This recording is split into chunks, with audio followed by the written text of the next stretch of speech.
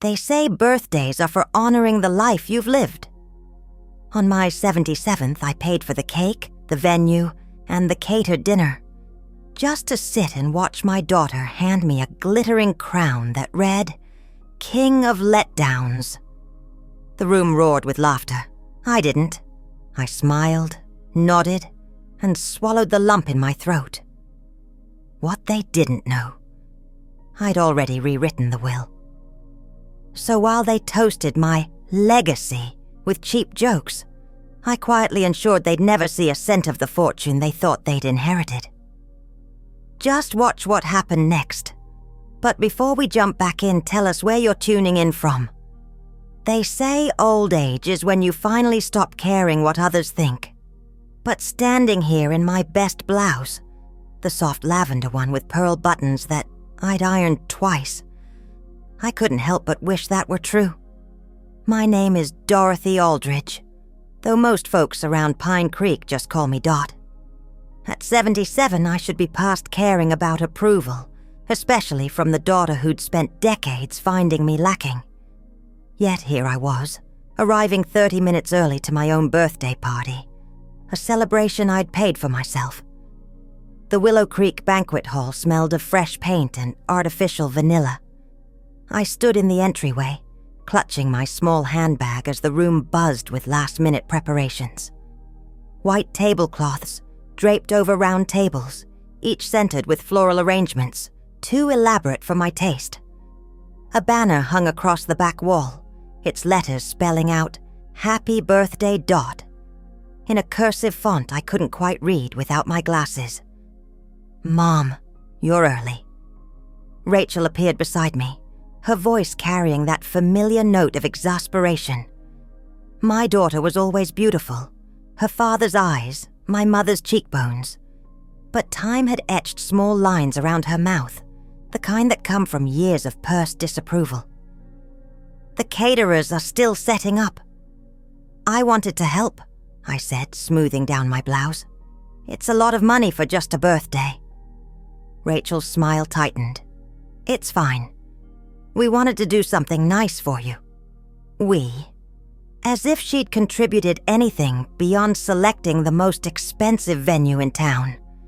As if my Social Security checks and carefully preserved postal worker's pension weren't funding every appetizer and centerpiece.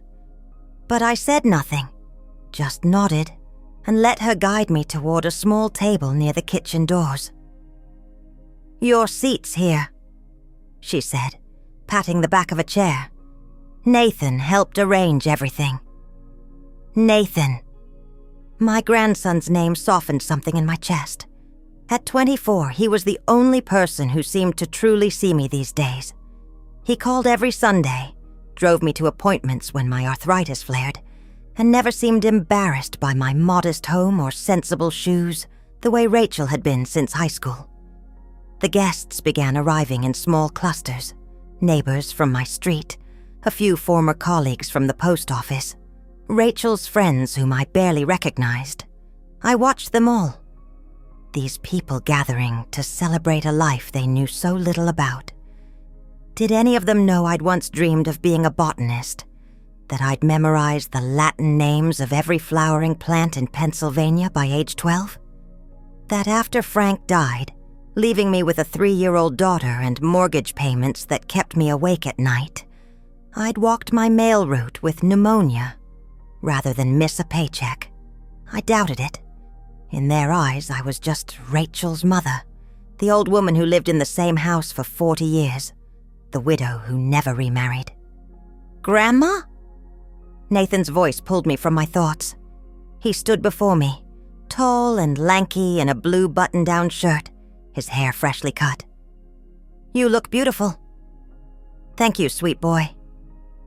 I reached for his hand, and he squeezed mine gently. You're the only one who'd say that, and mean it. He frowned slightly. Don't say that. Everyone's happy to be here for you. I patted his arm. Of course they are. The open bar started 10 minutes ago. He laughed, and for a moment I felt lighter. But then Rachel was clinking a knife against her glass, calling for attention, and my stomach knotted with a familiar dread. "Everyone, please take your seats. We're about to start the festivities." Festivities? As if my 77 years on this earth were something to be performed rather than honored. I watched as Rachel moved to the center of the room, microphone in hand, her voice carrying that artificial enthusiasm I'd heard at every PTA meeting and neighborhood barbecue. "We're so glad you all could join us to celebrate my mother's birthday," she began, and I felt myself shrinking in my chair. As many of you know, Mom's never been one for big displays of emotion. A few knowing chuckles rippled through the room. I kept my expression neutral, the way I had when Frank's family blamed me for not crying enough at his funeral, the way I had when Rachel's third-grade teacher suggested I wasn't involved enough in her education, despite the fact that I helped with homework every night after my 10-hour shifts. But we thought, what better way to celebrate than with a little roast? Rachel continued, her smile bright and sharp. After all, Mom's always been good at taking things in stride. Before I could process what was happening, Rachel was walking toward me, something glittering in her hands. As she approached, I realized it was a cardboard crown covered in gold foil and sequins. But it wasn't until she placed it on my head that I saw the words written across the front in black marker, "Qeen of Letdowns." The room fell quiet for a beat, then erupted in laughter, some nervous, some genuine. I sat frozen, the crown perched awkwardly on my silver hair, as Rachel returned to the microphone. "For those who don't know, my mother has always been the queen of understated responses," she began, her voice taking on a theatrical quality. "When I made honor roll, she said, 'That's nice.' When I graduated college, she said, 'Good job.' When I got married, she asked if the venue had enough parking." More laughter. I felt the weight of every eye in the room, but I didn't move to remove the crown. Somewhere deep inside me, a small voice whispered that this was my punishment for all the times I'd failed to perform motherhood the way Rachel had wanted, all the times my love had been steady but quiet, reliable but unshowy. "And don't get me started on her parenting wisdom," Rachel continued, the microphone clutched tight in her manicured hands. "Mom's advice for my first breakup? There are other fish. For my wedding jitters? At least the dress fits. For my first pregnancy scare? Well, babies happen." Nathan wasn't laughing. From across the room, I could see his jaw tightening, his eyes darting between me and his mother. He started to stand, but I gave a small, almost imperceptible shake of my head. "Not now. Not here." "But seriously, folks," Rachel's voice softened slightly, though the edge remained. "Despite her emotional coldness, or maybe because of it, my mother managed to raise me alone after my father died. She worked hard, kept food on the table, and never once complained about the cards life dealt her. So let's raise a glass to the birthday girl, the woman who taught me that showing feelings is overrated and that a nod is as good as a hug any day." Glasses clinked. People applauded. I smiled thinly, my hands steady in my lap even as something inside me crumbled. This wasn't celebration. This was public humiliation, dressed as humor, resentment masked as roasting, and I had paid for every bitter word of it. Tina, the young photographer Rachel had hired, snapped pictures throughout the speech. Her camera captured it all, the crown on my head, the laughter of the guests, the tight smile I maintained. Only once did our eyes meet, and I saw in hers what I felt in my heart, pity. The evening continued. There was cake, more speeches, a slideshow of photos spanning decades. I ate little, spoke less, and kept the ridiculous crown on my head until dessert was served. Then, with as much dignity as I could muster, I excused myself to the restroom. The bathroom was mercifully empty. I locked myself in a stall, my hands finally beginning to tremble as I reached for my phone. The number I dialed was one I rarely used but had memorized nonetheless. "Glenn Warren's office," came the automated voice. "Our business hours are Monday through Friday, 9 a.m. to 5 p.m. If this is an emergency, please press 1 to be connected to our after-hours service." I pressed 1, waited through another series of prompts, and finally heard Glenn's familiar voice. "Dot, is everything all right?" His concern was genuine. In 30 years as my lawyer, he'd never received a weekend call from me. "Yes," I said, my voice steady despite everything. "I need you to finalize that paperwork we discussed last month. First thing Monday morning."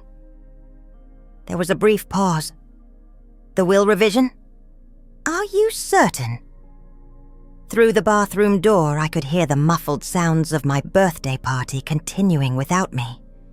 Rachel's laugh, loud and performative, the clink of glasses, the buzz of conversations about a woman no one truly knew. "I've never been more certain of anything in my life," I replied. "It's time." I hung up, placed the phone back in my handbag, and stood before the mirror. The ridiculous crown was askew on my head. With careful movements, I removed it, staring at the mocking words for a long moment before placing it in the trash bin.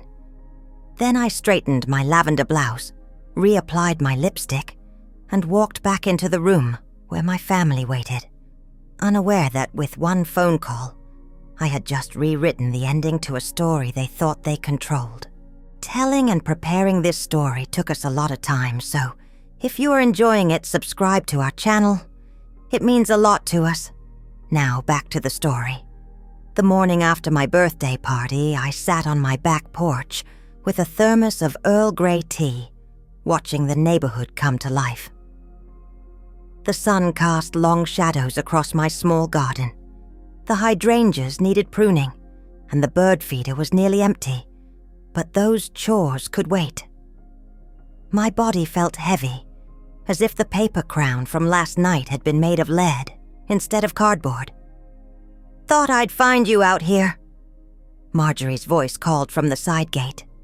My neighbor of 30 years didn't wait for an invitation before letting herself into the yard, a paper bag clutched in her hand. "Brought you some of those lemon scones from Hattie's. Figured you could use something sweet after last night."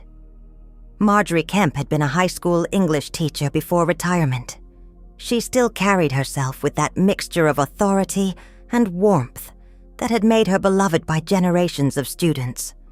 Unlike me, she'd never married, never had children. "Dodged that bullet," she'd joke, though I sometimes caught her watching young families in the park with a certain wistfulness. "You heard already?" I asked, pouring her a cup of tea as she settled into the wicker chair beside me. "Tina Monroe's mother is in my book club." Marjorie tore a scone in half, steam rising from its center. "Said her daughter came home, upset about photographing some birthday party where the guest of honor was humiliated by her own daughter. Didn't take much to figure out it was yours." I sighed. News travels fast in Pine Creek. Only the bad kind. Marjorie studied my face. "Want to tell me what happened?" So I did. The crown, the speech, the laughter. With each detail, Marjorie's expression darkened, her lips pressing into a thin line. When I mentioned the phone call to Glenn, however, her eyebrows shot up. "You're really going through with it?" she asked. "Cutting Rachel out completely?" I nodded, watching a cardinal land on the feeder, its bright red plumage stark against the faded wood. "I made the decision weeks ago," After that Sunday dinner when she corrected my grammar in front of her book club friends. Remember? You told me I should stop hoping for validation from someone who's shown me repeatedly they won't give it. I remember, Marjorie said softly. I just didn't think you'd actually do it. Neither did I. I wrapped my hands around my teacup, drawing comfort from its warmth. But something about last night, seeing everyone laugh, the crown, the way she used my birthday to publicly mock everything I am, everything I've done for her. It was like watching the last 40 years of my life being rewritten as some kind of joke. The memory of Glenn's office from 3 weeks ago surfaced clearly. The leather chairs, the smell of lemon polish, the careful way he'd explained the implications of my decision. You understand that this is quite unusual, he'd said, glasses perched on the end of his nose. Cutting out your only child entirely? I'd been resolute even then. I raised her alone. I worked 6 days a week to put her through college. I never remarried because every minute not working went to her. And in return, she spent her adult life making me feel like I failed her. Glenn had nodded, making notes in his precise handwriting. And you want everything to go to Nathan instead? Yes, I'd said. He's the only one who's ever really seen me. Dot? Marjorie's voice pulled me back to the present. You okay? I'm tired of being the butt of the joke, I said quietly. I'm tired of having my love dismissed because it didn't come packaged the way Rachel wanted it. Love isn't always loud, Marjorie. Sometimes it's working double shifts. Sometimes it's going without so your child can have. Sometimes it's swallowing your dreams so theirs can thrive. Marjorie reached across the small table between us, her hand covering mine. You don't have to justify yourself to me, or to anyone. Glenn is finalizing the papers tomorrow. Everything goes to Nathan. The house, my savings, the pension. Rachel gets nothing. Do you think she suspects? I thought about the last few months. Rachel's increasing inquiries about my finances, her casual mentions of the rising value of my property, her questions about whether I'd considered updating my arrangements, all thinly veiled attempts to ensure her inheritance was secure. She knows I have a will. She just assumes she's the beneficiary. I took another sip of tea, finding it had gone cold. She's never bothered to ask what I want. Never considered that I might have plans of my own. And what about Nathan? Does he know? I shook my head. Not yet, but he will. I've written him a letter that Glenn will give him. After. We sat in silence for a while, listening to the birds and the distant sound of a lawnmower.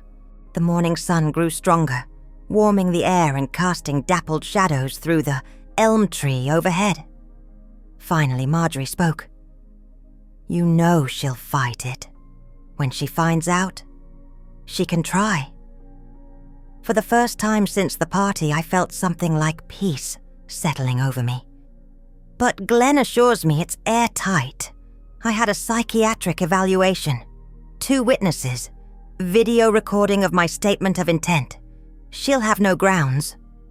Still, Marjorie said, concern etching lines around her eyes. It's going to be ugly. Probably. I looked around my small backyard, the garden I'd tended for decades, the bird feeder Frank had built when we first moved in, the bench where I'd sat countless evenings watching the stars appear one by one. But this is my life, Marjorie. My legacy. For once, I get to decide what that means. My phone chimed from inside the house. I excused myself to retrieve it, returning moments later with a frown. Rachel, I explained, settling back into my chair. She wants to have brunch tomorrow. To clear the air, she says. Marjorie scoffed. Damage control more likely. Someone probably told her how bad that crown stunt looked. Probably. I stared at the message, my thumb hovering over the reply button. Should I go? Marjorie considered me for a long moment, her teacher's eyes seeing more than I sometimes wished they could. That depends, she said finally. Are you going because you want to, or because you're still hoping she'll suddenly become the daughter you deserved? The question stung with its accuracy. How many dinners, holidays, and celebrations had I endured, always with that small flame of hope that this time would be different. This time Rachel would see me, really see me, instead of the caricature she'd created. I'll go, I decided, typing a short reply. Not for her, not even for me, but because I want to see things clearly one last time before I close this chapter for good. Marjorie nodded, understanding in her eyes. Just remember, Dot. You don't owe her an explanation for protecting yourself. Love is not entitlement. Love is not entitlement, I repeated, the words settling into me like a truth I'd always known but never articulated. I reached for my phone again, this time to call Glenn. It's Dorothy Aldridge, I said when his secretary answered. Please tell Mr. Warren I'd like him to bring the final paperwork to my home tomorrow afternoon. I'm ready to make it official. The grandfather clock in my hallway chimed 3 times as Glenn Warren's silver Buick pulled into my driveway. I watched from the living room window as he gathered his briefcase and straightened his tie before making his way to my front door.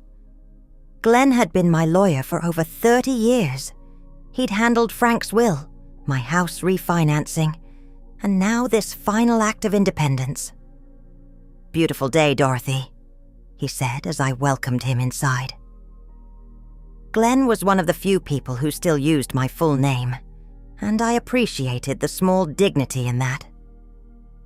Shall we settle in the dining room? We sat at my oak table, the one Frank and I had purchased second-hand when we first married. Like me, it had aged but remained sturdy. Glenn spread several documents before me, his movements methodical and unhurried. I've brought everything as requested, he explained, adjusting his reading glasses. The revised will, the letter for your grandson, and the documentation of your mental competency evaluation. I nodded, scanning the papers with care. My estate wasn't vast. The house paid off 10 years ago. My postal service pension, the savings account I'd built dollar by dollar, a few modest investments Frank had made that I'd maintained. Not a fortune by any means, but enough to provide Nathan with a solid foundation. So, Nathan receives everything, Glenn confirmed, pointing to the relevant sections, and Rachel is explicitly excluded as a beneficiary. That's correct. Glenn cleared his throat gently. Dorothy, I've known you a long time. Are you absolutely certain this is what you want? Disinheriting one's only child is unusual. I met his gaze steadily. Do you know what's more unusual, Glenn? Spending 40 years raising a child only to become the punchline of her jokes. Having your love reduced to a performance review and found wanting. Silence settled between us as I signed my name on the designated lines, each signature more certain than the last. When I finished, Glenn collected the papers with a solemn nod. I'll have these officially recorded tomorrow, he said. Is there anything else you'd like to discuss? I reached into my cardigan pocket and withdrew a sealed envelope. This is for Nathan. To be opened after I've gone. Glenn accepted it, handling it with appropriate reverence. May I ask what it contains? The truth, I said simply. About why I made this choice. About the kind of love that doesn't need applause to be real. As Glenn prepared to leave, a memory surfaced. Nathan as a boy of 7 or 8, sitting at this very table on a rainy afternoon.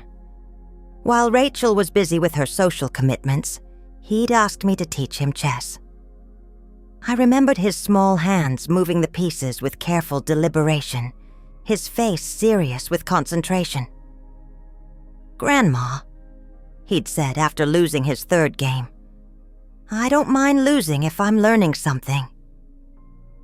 I'd felt such pride in that moment, not the showy kind that demands attention, but the quiet kind that fills your chest until breathing feels like a blessing. "Dorothy?" Glenn's voice pulled me back to the present. "Are you all right?" "Yes," I said, rising from my chair, just remembering something important. After Glenn departed, I made myself a cup of tea and carried it to the garden bench. The afternoon was waning, the shadow of my elm tree stretching longer across the grass.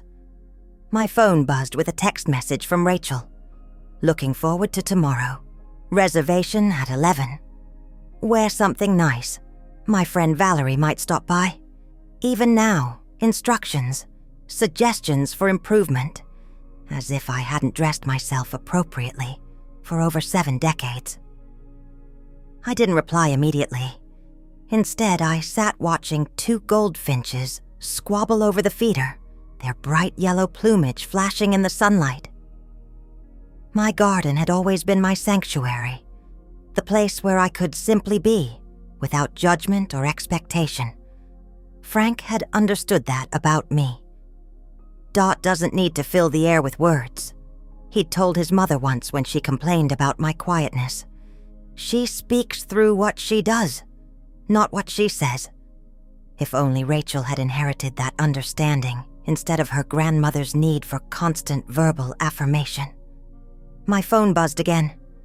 "Did you get my message, Mom?" With a sigh, I typed back, "Yes. I'll be there." 3 dots appeared immediately, then, "Great. And remember, no cardigans. It's a nice place." I set the phone aside, a familiar heaviness settling in my chest. Tomorrow would be difficult. Rachel would perform the role of concerned daughter, wanting to clear the air without actually acknowledging what she'd done. She'd justify the crown, the speech, the laughter, all while subtly suggesting I'd overreacted or misunderstood.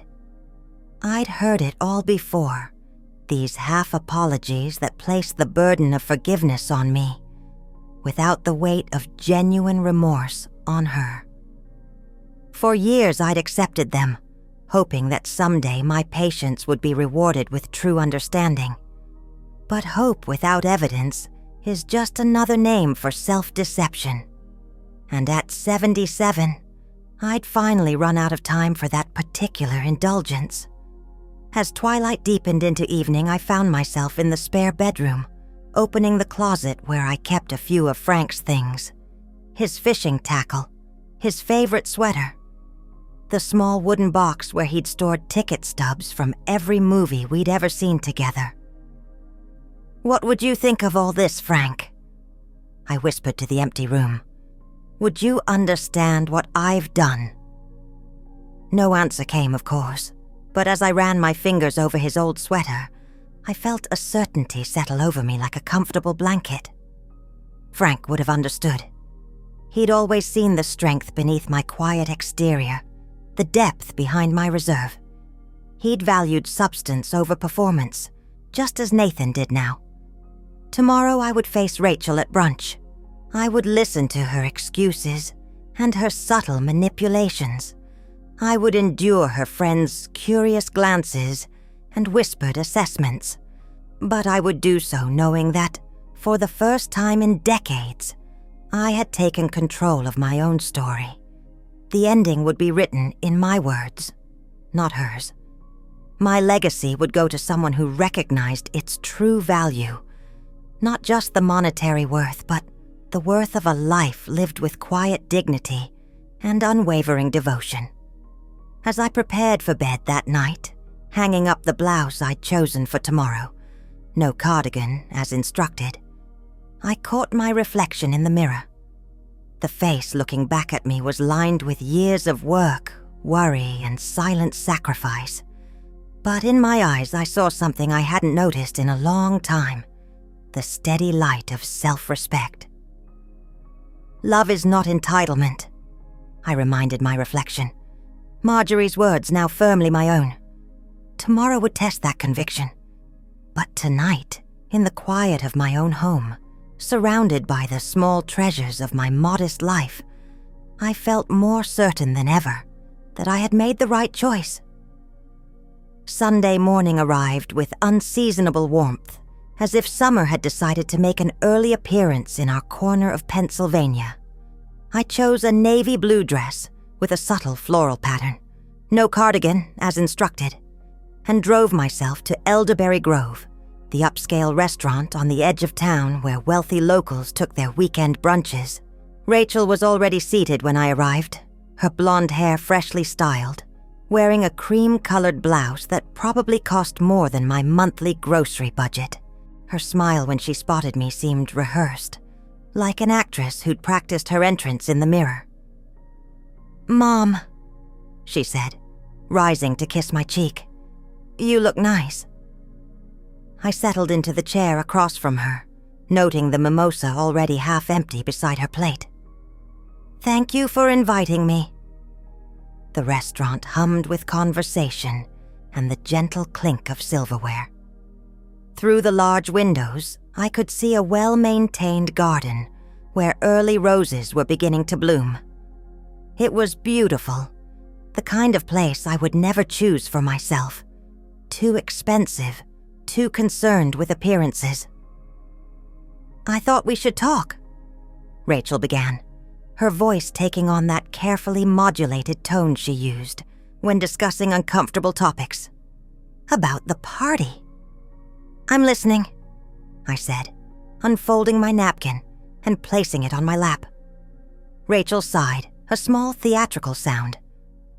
"I think you might have misunderstood the spirit of the evening, Mom. The crown, the speech. It was meant to be fun. People need to laugh sometimes."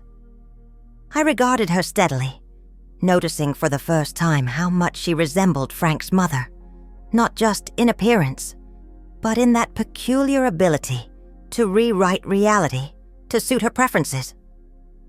"At whose expense?" "It wasn't personal," she insisted, defensive now.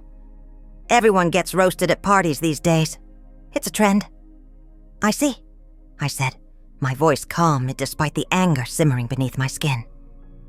"And did you pay for these trendy parties too?" A flash of something, guilt, irritation, crossed Rachel's face before she composed herself. "Mom, don't be like that. I wanted to give you a special celebration. With my money." The waiter appeared then, sparing Rachel from responding immediately.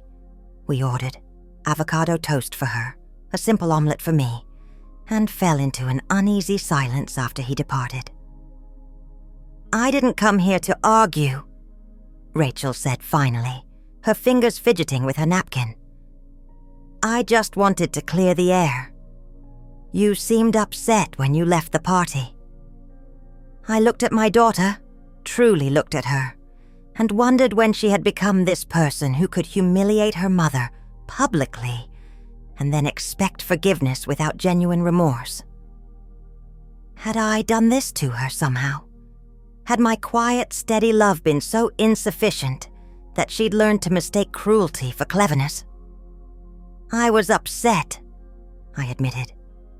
"Not because of a joke, Rachel, but because you took a day that should have honored 77 years of life, much of it spent raising you alone, and turned it into an opportunity to mock me." "That's not fair, Mom.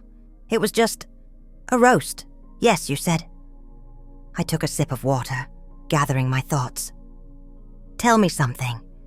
If Nathan had crowned you Queen of Bad Parenting at your birthday and listed all the ways you disappointed him, would you have laughed along?" Rachel's cheeks flushed. "That's completely different." "Why?" "Because your feelings matter and mine don't."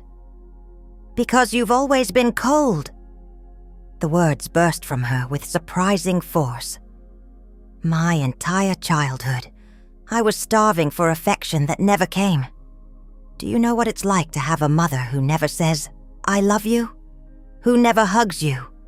Who treats every accomplishment like it's just meeting basic expectations? I felt each accusation like a physical blow. Was this truly how she saw me? The woman who'd worked 60-hour weeks so she could have dance lessons and summer camp?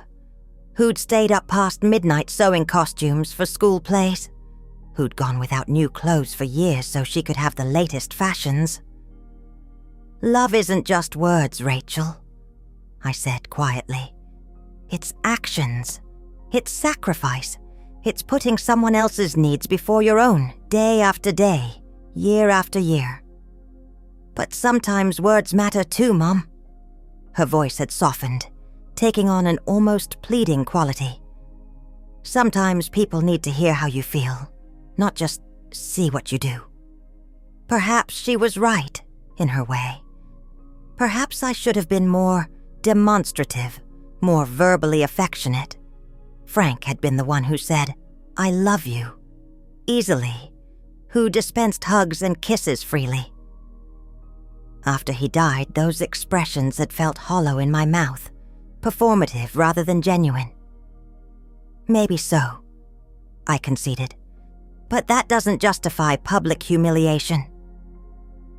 Our food arrived and we ate in strained silence for several minutes. Outside, a young family walked past the window, parents holding hands, a small child between them laughing at something beyond my view. I wondered if Rachel and I had ever looked like that, truly happy in each other's company, rather than performing the roles of mother and daughter for an invisible audience. "I've been meaning to ask you something," Rachel said, breaking the silence. "About your will." And there it was, the real reason for this brunch, this attempt at reconciliation. "What about it?" I kept my voice neutral, buttering a piece of toast with deliberate care. "Well, I was talking to Martin, my financial advisor, and he mentioned that it might be time to update your estate planning." Rachel's tone was casual, but her eyes watched me carefully. "Especially with property values in your neighborhood going up. You're still planning to leave things to the family, right?" For a moment, I considered telling her the truth, that her inheritance was already gone, reassigned to the grandson who'd shown me genuine love without expectation of return. I imagined her shock, her outrage, the inevitable accusations of betrayal. Instead, I simply said, "I already have." Rachel nodded, seemingly satisfied with this answer, yet clearly not grasping its true meaning. "Good. That's responsible. Nathan could really use the help when he finishes grad school. And Martin says your house alone could be worth close to $300,000 now." I studied my daughter's face, the face I'd once counted fingers and toes on in a hospital room, the face I'd watched sleep through childhood fevers, the face that had turned away from me the day she left for college with barely a backward glance. Despite everything, I still loved her. But love without respect is a hollow thing, an empty vessel that holds nothing of substance. "Rachel," I said, setting down my fork, "do you ever look at me and see a person? Not just a mother, not just a source of financial support or criticism or disappointment, but a woman who had dreams and fears and a life that existed before you and will continue after you?" She blinked, clearly taken aback by the question. "Of course I do, Mom. What kind of question is that?" But I could see the truth in her eyes, the confusion, the inability to imagine me as separate from her needs and expectations. In that moment, I understood with perfect clarity that Rachel would never truly see me, not in the way I longed to be seen. Not in the way Nathan saw me. "Never mind," I said, reaching for my purse. "I should be going. I have things to do at home." Rachel frowned. "But we've barely touched on. I know what you wanted to discuss." I interrupted gently. "And I've told you what you needed to hear. My affairs are in order." As I drove home from the restaurant, I felt an unexpected lightness. The conversation had been difficult, but it had confirmed what I'd already known in my heart. My decision was the right one, not made from spite or resentment, but from the clear-eyed recognition that some relationships cannot be healed, some gaps cannot be bridged. What surprised me most was the absence of guilt. For decades, I'd carried the weight of Rachel's dissatisfaction, wondering if I could have been a different kind of mother, a better kind of mother. Now, I finally understood. I had been exactly the mother I knew how to be. If that wasn't enough for Rachel, perhaps nothing would have been. The afternoon light streamed through my kitchen windows as I heard Nathan's car pull into the driveway. After the tense brunch with Rachel, I'd called him and asked if he could stop by. Not an unusual request, but something in my voice must have conveyed the importance because he'd arrived within the hour. "Grandma," he called as he let himself in through the side door, the way he had since he was tall enough to reach the handle. "Everything okay?" "In here," I answered, pulling a fresh-baked apple pie from the oven. "Just in time for dessert." Nathan appeared in the doorway, his lanky frame filling the space in a way that still surprised me. When had my grandson grown so tall? There were traces of Frank in him, the same thoughtful eyes, the slight furrow between his brows when he was concerned. "You've been baking," he observed, kissing my cheek. "That usually means something's on your mind." I gestured to the kitchen table, already set with plates and tea. "Sit. We need to talk." Nathan settled into the chair that had always been his, watching as I cut slices of pie and poured tea from the pot that had been steeping. His patience, his willingness to let silence exist without rushing to fill it, was something I'd always appreciated about him. "I had brunch with your mother today," I began, sliding a plate toward him. "I know," he said, his expression carefully neutral.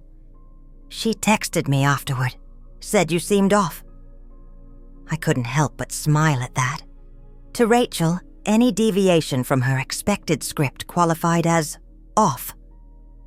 "Nathan," I said, my hands wrapping around my teacup for warmth, "I need to tell you about the birthday party."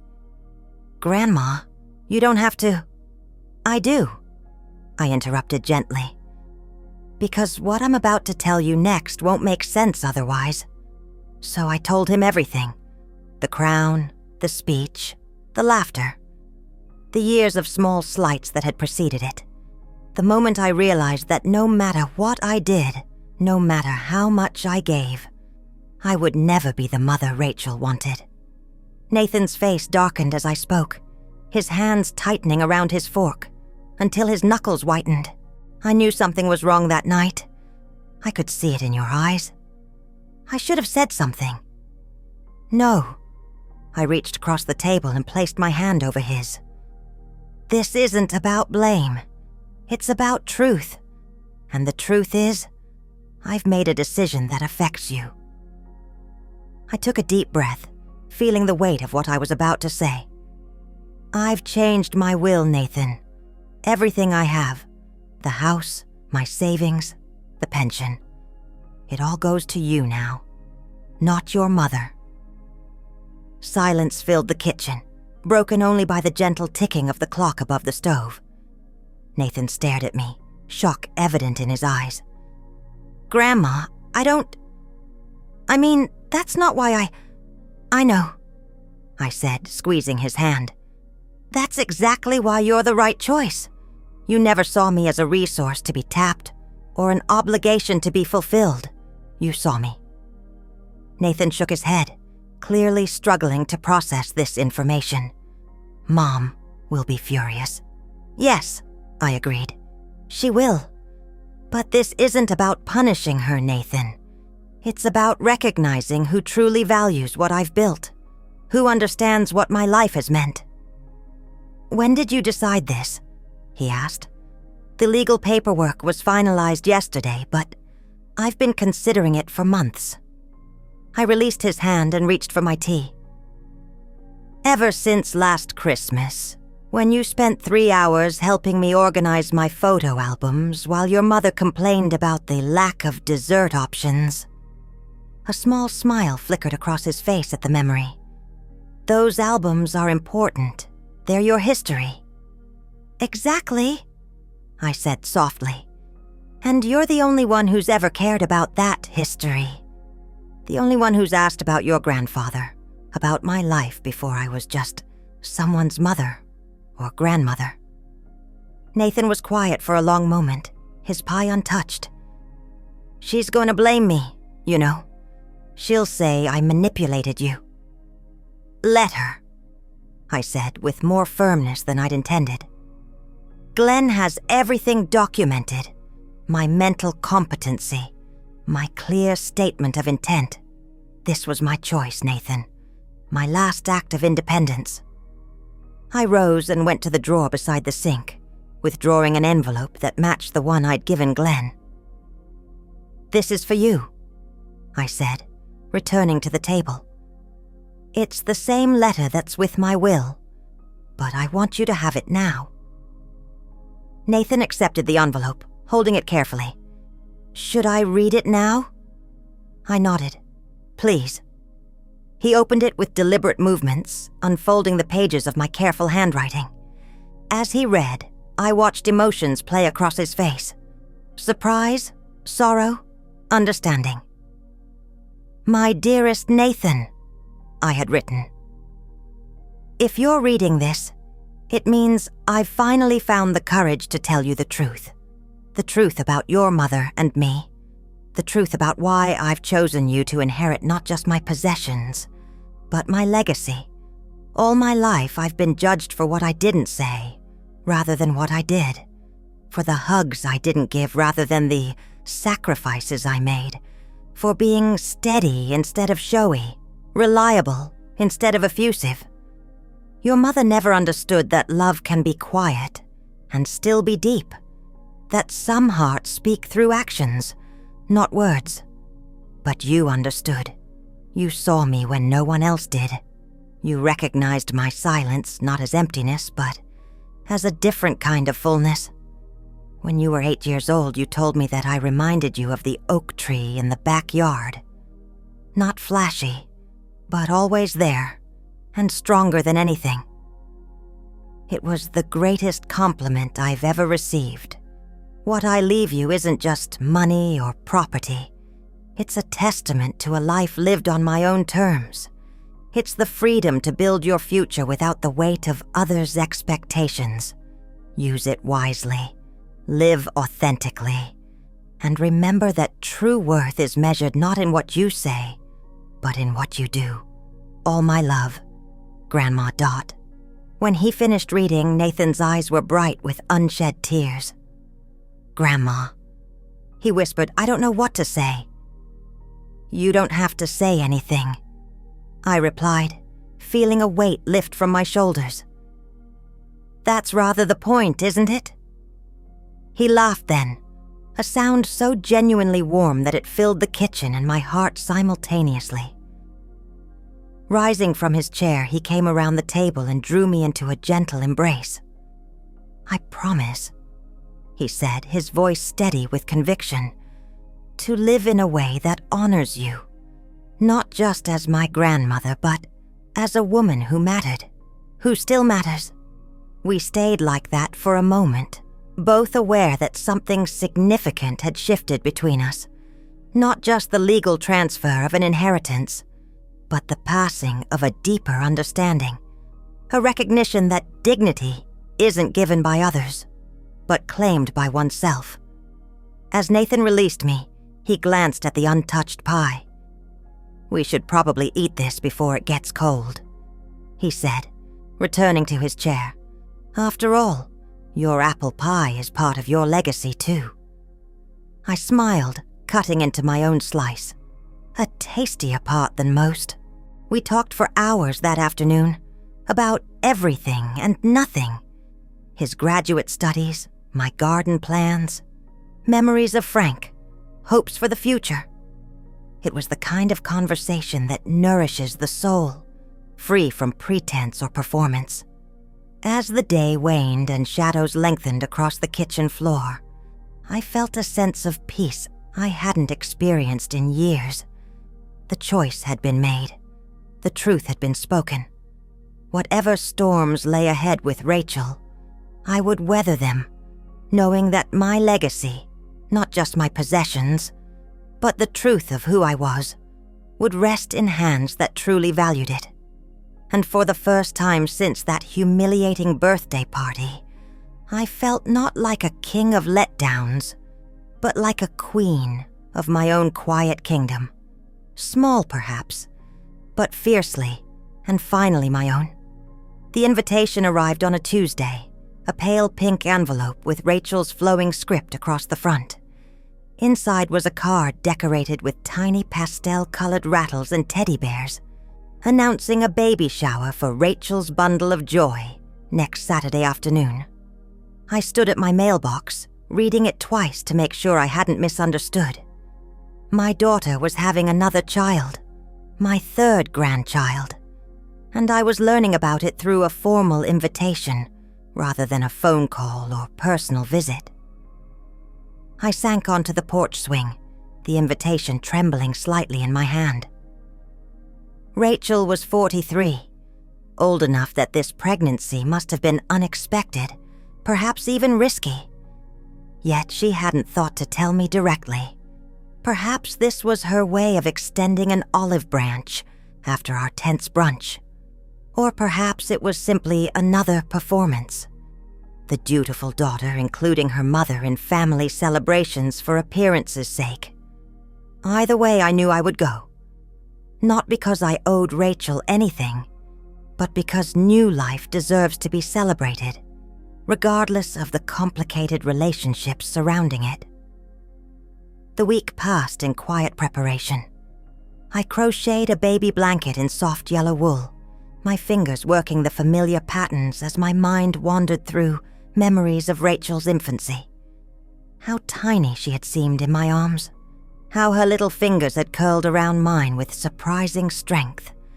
How I'd whispered promises to her in the midnight darkness, vowing to give her everything I could, to keep her safe, to love her always. And I had kept those promises in my way. Not perfectly, perhaps. Not demonstratively enough to satisfy her need for verbal affirmation, but steadily, reliably, with a devotion that had shaped my entire life after Frank's death. Saturday arrived with unseasonably warm sunshine, as if the universe itself were celebrating the coming child. I dressed carefully in a simple blue dress and pearl earrings, wrapped the blanket in tissue paper, and drove to Rachel's suburban home. The driveway was already lined with cars when I arrived, luxury sedans and SUVs that spoke of the social circle Rachel had cultivated. Music and laughter spilled from the open windows as I approached the front door, gift in hand. Rachel's friend Valerie answered my knock, her smile faltering slightly when she saw me. "Mrs. Aldridge," she said, stepping back to let me in. "Rachel didn't think you'd come." "It's my grandchild," I replied simply, following her into the crowded living room. The space had been transformed with elaborate decorations, balloons, flower arrangements, a professionally lettered banner announcing "Welcome Baby Aldridge" across the fireplace mantel. A table near the window held a mountain of gifts in expensive wrapping paper. Women in designer outfits clustered in small groups, holding flutes of what appeared to be non-alcoholic champagne. I spotted Nathan near the kitchen doorway, deep in conversation with a young woman I didn't recognize. When he saw me, relief washed over his face, and he quickly made his way to my side. "Grandma," he said, embracing me. "I'm glad you're here." "Did you know?" I asked quietly. "About the baby?" He nodded, guilt flickering in his eyes. Mom swore me to secrecy. Said she wanted to tell everyone at once. I see. I handed him my gift. Would you put this with the others? I should say hello to your mother. I found Rachel in the dining room, surrounded by a circle of admiring friends, one hand resting protectively on the slight swell of her stomach. She looked radiant, her cheeks flushed with excitement and pride. It took her a moment to notice me standing at the edge of the group. "Mom," she said, her voice carrying a note of surprise. "You came." "Of course," I replied, stepping forward to kiss her cheek. "Congratulations." A strange tension hung between us, noticed by the women around us who began to drift away with murmured excuses. Soon, Rachel and I stood alone beside the elaborately decorated cake table. "I didn't think you'd want to come," Rachel said finally, "after our brunch." "This isn't about us," I gestured toward her stomach. "It's about the new life you're bringing into the world." Rachel's expression softened slightly. "Well, thank you for coming. The gifts are in the living room if you want to add yours." "Nathan's taking care of it," I said. "A blanket. I made it myself." Something flashed in Rachel's eyes. Disappointment. Had she expected something more extravagant? More in line with the designer baby items undoubtedly filling the other packages? Before she could respond, Valerie appeared at her side. "Sorry to interrupt," she said, not sounding sorry at all. "But we should start the game soon. People are getting antsy." "Of course," Rachel nodded, already shifting her attention away from me. "Mom, there's a seat near the back for you." I found the designated chair, tucked in a corner, partially blocked by a large potted plant. Just visible enough that Rachel could say I'd been included, but far enough from the center of activity that I wouldn't interfere with her carefully orchestrated event. As the party continued, I sat quietly, watching the elaborate games, the theatrical gift opening, the constant photography documenting every moment. It was a beautiful celebration, objectively speaking. And yet there was something performative about it all. An event designed more for social media than for genuine connection. During a lull in the festivities, as Rachel disappeared upstairs to freshen up, Nathan made his way to my corner, a plate of cake in hand. "You holding up okay?" he asked, settling into the empty chair beside me. "I'm fine," I assured him. "Just observing." Nathan followed my gaze around the room. "It's a bit much, isn't it?" "It's exactly what your mother wants," I said, accepting the cake he offered. "And that's what matters today." We ate in companionable silence for a moment before Nathan spoke again, his voice low. "People are talking, Grandma, about the will. I think someone at the lawyer's office must have said something." I had expected as much. In a town the size of Pine Creek, secrets rarely remained secret for long. "Are they giving you trouble about it?" He shrugged. "Some whispers. Nothing I can't handle." "And your mother?" Nathan hesitated. "She cornered me in the kitchen earlier, kept asking what I did to convince you, as if it were my idea." He shook his head. "I didn't tell her anything. Figured that's your story to tell." "Thank you," I said, patting his hand, "for respecting my privacy." The sound of footsteps on the stairs announced Rachel's return, and Nathan squeezed my shoulder before moving away, back toward the center of the gathering. I remained in my corner, watching, as Rachel reclaimed her place at the head of the room, the perfect, expectant mother surrounded by admiring friends. It wasn't until the party was winding down, guests beginning to depart with kisses and promises to visit after the baby arrived, that Rachel finally sought me out.